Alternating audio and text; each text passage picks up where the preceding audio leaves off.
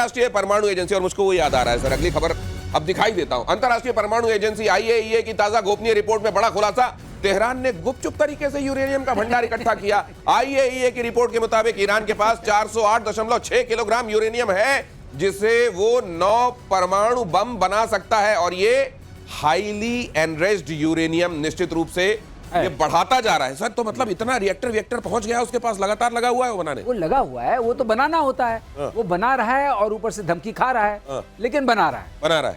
और ये तो सर इजराइल तो कह रहा है कि हम, और ये तो अमेरिका ने भी कहा हुआ, अगर तुम बनाओ तो हम उन तमाम जगहों को जाके उड़ाएंगे। तो क्या अब इनके यहाँ किराना हिल्स देखने को मिलने वाली है क्या?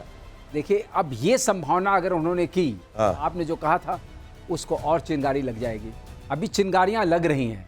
तो इन्होंने बोला है, गौरव ने, कि एक चिंगारी लगी जो आपने 40 स्ट्रेटेजिक बॉम्बर्स को मार दिया उससे, दूसरी लगी पुल उड़ा दिया, और तीसरी चिंगारी ये होगी। इसके बाद आप बताइए, वर्ल्ड वॉर 3 जो आप बोलते हैं, इसका मतलब participation of most of the countries. लेकिन ये सारी वॉर जो है आपने देखा यूरोप सेंट्रिक होती है। वर्ल्ड वॉर 1 भी यूरोप सेंट्रिक थी, वर्ल्ड वॉर 2 भी यूरोप सेंट्रिक। करेक्ट। और अगर आपको एक चीज और बता दें, जो देश सबसे ज्यादा लोगों को खोया जिसने, 15 million people were lost by allied powers. जो एलाइड पावर्स थी वही जीती, और जो एक्सेस पावर्स थी उनके 5 मिलियन के आसपास लोग लूज हुए थे। तो सब मिला के जीता कौन? जहाज भी आप देखेंगे उनके कोई 12,000 गए थे, इनके 5,000 के आसपास गए थे। लेकिन पॉलिटिकल एम जो वो लोग बात करते हैं ना, क्या खोया, क्या पाया, कितने जहाज गए। जिसके पास होगा वही तो खोएगा। जो तो वैसे ही खड़ा हुआ, जिसके पास कपड़े होंगे उसी को तो उतार पाओगे। दूसरी चीज यह है कि पॉलिटिकल एम बहुत इंपॉर्टेंट होता है। कौन जीता? जैसे हमारे वाले इस द्वंद में जो पिछला हुआ था, उसमें भारत जीता था, क्योंकि भारत के सामने वो गिड़गिड़ाया कि रुको। तो इसलिए अब किसी को पूछने का हक नहीं है कि क्या खोया। खोया जो रखा था, खोया इसी काम के लिए रखा था ना, कि अपनी पॉलिटिकल एम को हम जीत सकें। वैसे इसमें कई जगहों पे जो मैं देखता हूं, मेजर गौरव आर्य आप बताएंगे जी। कई जगहों पे क्राइसिस की परतें ऐसे उखाड़िए तो नीचे से अमेरिका जैसा कुछ दिखाई दे। ये क्यों है? हर जगह देखिए आप। नहीं, आप पाकिस्तान की परत उखाड़िए, आपको नीचे चाइना मिलेगा। आप नॉर्थ कोरिया की परत उखाड़िए, चाइना। आपको क्या लगता है कि पाकिस्तान जो इतना दुनिया भर में दंदनाता फिरता है, उसकी खुद की औकात है? जो लोगों के यहाँ आजकल बिजली नहीं आ रही और लोग सड़क पे एहतजाज कर रहे हैं, प्रोटेस्ट कर रहे हैं कि पानी नहीं है, उस मुल्क की इतनी औकात कहां से हो गई? ये चाइना दे रहा है सब कुछ, उसको पैसा, चाइना उसको डिप्लोमेटिक सपोर्ट दे रहा है। ये जैश ए मोहम्मद का जो हेड है मौलाना मसूद अजहर, राइट, जो बेचारा ये बताइए, बेचारा मैंने कह दिया, मरते मरते बचा इसलिए उसके कभी उसके भगवान करे अगली बार ऑपरेशन सिंदूर में उसके घर का बिल्कुल GPS लोकेशन बिल्कुल ब्रह्मोस वहीं पे घुसे। लेकिन कहने की बात यह है कि ये इसको जब यूनाइटेड नेशन सिक्योरिटी काउंसिल को इसके ऊपर सैंक्शंस लगाने की बात आई तो चीन प्रोटेक्ट करता है। नहीं, मैं दूसरी बात आपसे, जो आपने कहा ना जी, कि आप वहां ईंटा उखाड़ के देखेंगे तो वहां से जो खजूरा निकलेगा वो चाइना दिखेगा। जी बिल्कुल। तो मैं एक बात ये आपसे जानना चाहता हूं कि कोई ये इस तरह के मुल्क जो है, ये बड़े पावर जो बन रहे हैं जी, ये बड़ा होकर अमेरिका बनना चाहते हैं क्या, कि हम भी क्राइसिस क्रिएट करेंगे और हमारी न्यूसेंस वैल्यू ही हमारी वैल्यू होगी दुनिया में? नहीं, इससे बड़ा छोटे की बात नहीं है। ईरान भी तो यही कर रहा है। ईरान जब हिजबुल्लाह और हमास को सपोर्ट करता है, हुतियों को सपोर्ट करता है, और दुनिया भर में पूरे मिडिल ईस्ट में अपनी, तुर्की नहीं कर रहा। जो अहमद अल शरा है, जो सीरिया का प्रेसिडेंट है, he is supported by Turkey.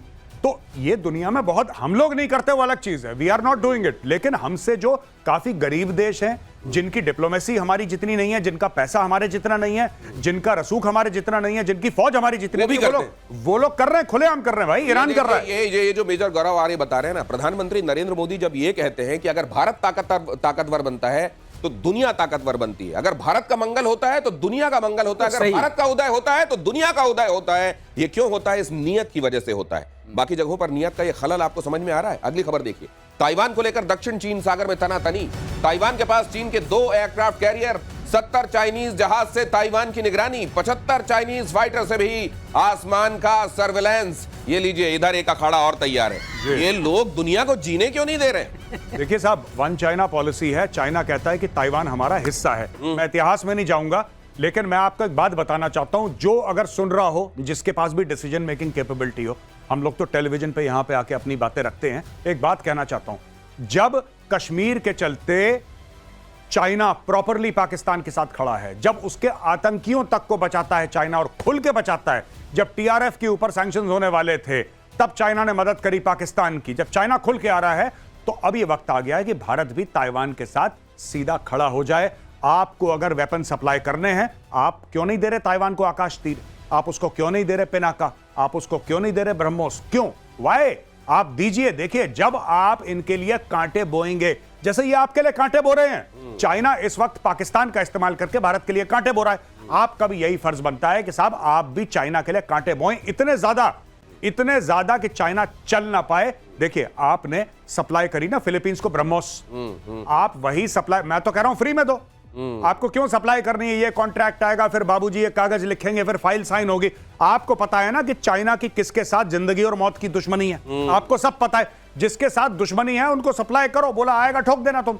China यही कर रहा है, चाइना यही कर रहा है। आप ताइवान को हमारा एप्रीहेंशन ये होगा ना कि फिर पाकिस्तान के जरिए वो असर्ट करने की कोशिश करेगा। वो तो कर ही रहा है भाई, वो तो कर ही रहा है पाकिस्तान के थ्रू असर्ट। वो कौन सा नया काम कर रहा है? गौरव की बात से सहमत हूं, आपको ये करना ही पड़ेगा। ताइवान को रिकॉग्नाइज करिए, उसको सपोर्ट करिए, उसको हर तरह का सपोर्ट दीजिए, क्योंकि वही कांटे लाएगा। और एक बात और बता दूं, ये जो चाइना करने की कोशिश कर रहा है, चाइना कभी भी ताइवान पर विजय नहीं पा सकता। ताइवान की सबसे बड़ी जो दोस्त है वो उसकी टेरेन है, उसका 2/3 टेरेन माउंटेनियस एंड फॉरेस्टेड है। टेरेन और सेमीकंडक्टर्स बचाएंगे क्या उसको?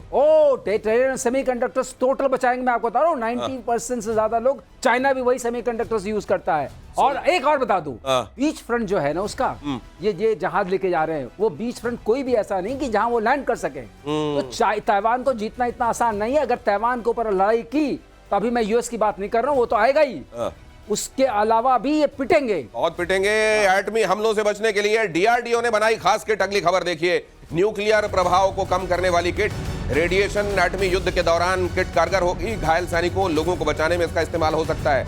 जाहिर है अगर दुनिया उस तरफ जाने का, ये दुनिया उस तरह की ब्रिंकमैनशिप पे अभी खेल रही है कि कब जाने, देखो मैं मार दूंगा मैं, और कहीं से कोई एक गलती मिसकैलकुलेशन हो और ये उस खतरे की तरफ दुनिया बढ़ जाए। और ऐसे में आपको तैयारियां तो रखनी चाहिए, और डीआरडीओ अगर ये कर रहा है तो बधाई का पात्र है। असल में एक पूरे देश में चीजों को, खतरों को लेकर, शत्रुबोध को लेकर आगाह करने और तैयारी करने की आवश्यकता है मेजर गौरव आर्य। और मुझको यह लगता है कि उस स्पीड और स्केल में अभी गुंजाइश है, लेकिन हम दिशा हमारी बिल्कुल सही है। लेकिन आप बिल्कुल ठीक कह रहे हैं दिनेश, मैं अग्री करता हूं आपसे। स्पीड और स्केल हमारा बहुत ज्यादा गड़बड़ है और शत्रुबोध में हम लोग अभी माइनस में चल रहे हैं। दिशा पकड़ ली है, लेकिन देखिए ना, अभी भी लोग ऐसे भारत में जो कहते हैं कि नहीं, पाकिस्तान के साथ जो लड़ाई है वो नहीं करनी चाहिए, आखिर हमारी इकोनॉमी का क्या होगा। इकोनॉमी का क्या होगा भाई साहब? मैं आपको बात बताऊं, जब देश सुरक्षित रहेगा तब इकोनॉमी होगी। बिना सुरक्षा के कोई इकोनॉमी किसी देश की नहीं होती। Let's be very very clear. और चाइना क्या चाह रहा है? चाइना पाकिस्तान के थ्रू आपकी इकोनॉमी को डैमेज करना चाह रहा है। दैट इज वाई मैं ये नहीं कह रहा कि 26/11 के पीछे चाइना था, मैं वो नहीं कह रहा, लेकिन आप ये भी मानिए कि क्यों मुंबई को सेलेक्ट करा गया 26/11 के लिए। वाई मुंबई? कोई बॉर्डर लगता है महाराष्ट्र का? मुंबई का बॉर्डर लगता है पाकिस्तान से? मुंबई क्यों आया? क्योंकि मुंबई भारत की फाइनेंशियल कैपिटल है। अगर मुंबई पे चोट लगेगी, स्टॉक मार्केट पे चोट लगेगी, ये सब सोची समझी चीजें। मैं फिर कह रहा हूं, I am not saying China was behind 26/11, I am saying why was Mumbai selected. क्यों मुंबई पे हमला हुआ, ये सोचिए जरा। जब आप मोटिव देखेंगे, मोटिव क्या है, तो आपको अपने आप पता लगने लगेगा कि कौन है जिसका इससे हित साधन हो रहा था।